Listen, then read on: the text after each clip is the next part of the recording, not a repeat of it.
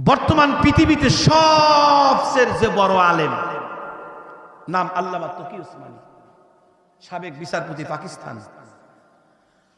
আল্লাহ যে ওনার মাথায় কি দিয়েছেন আল্লাহই ভালো জানে।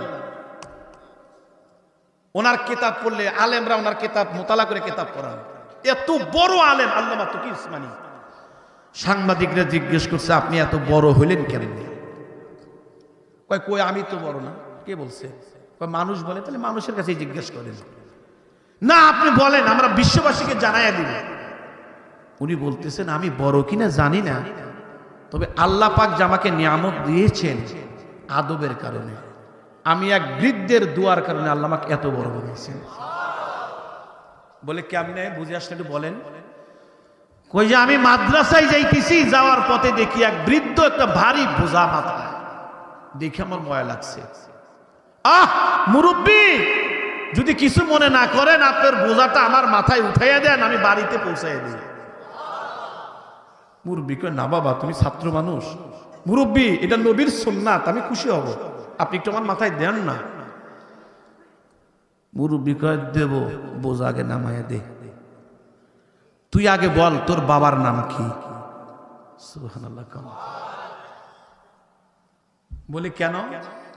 তো কি উসমানী দেখলেন বাবার নাম যদি বলি তাইলে বোঝা নাও দিতে পারে, কারণ আমার বাবা সবচেয়ে বড় আলেম ভারতে, নাম মুফতি শফি রহমাতুল্লাহি আলাইহি, যিনি তাফসিরে মারিফুল কোরআন লিখছেন। আমার মাথায় বোঝা দিবে না। আচ্ছা মুরব্বী থাক, পরে বলবো না, বোঝাটা আগে দেন। কয় বোঝা দিতে পারি, কাল হাসরের ময়দানে আমাকে তো আসামির কাঠ করে দাঁড় করাবি না।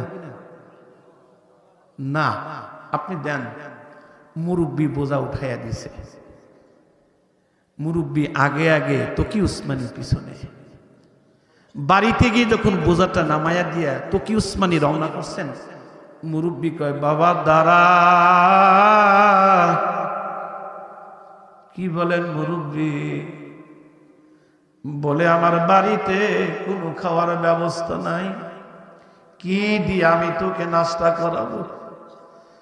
এ বাবা তুই দাঁড়া, তোরে আমি কিছু করতে পারবো না, আমি তোকে কিছু দিতে পারবো না, তবে শোন আমি 2 রাকাত নামাজ পড়ে তোর জন্য আমি একটু দোয়া করবো, একটু দাঁড়া। তকি উসমানী বলেন হুজুর ওযু করলেন, ওযু করিয়া 2 রাকাত নামাজ পড়লেন। নামাজ পড়িয়া মুরব্বী কয় আমি এখন মোনাজাত ধরবো, তুই আমিন আমিন বলবি। বলে আমি আমি আমি আমি আমি আমি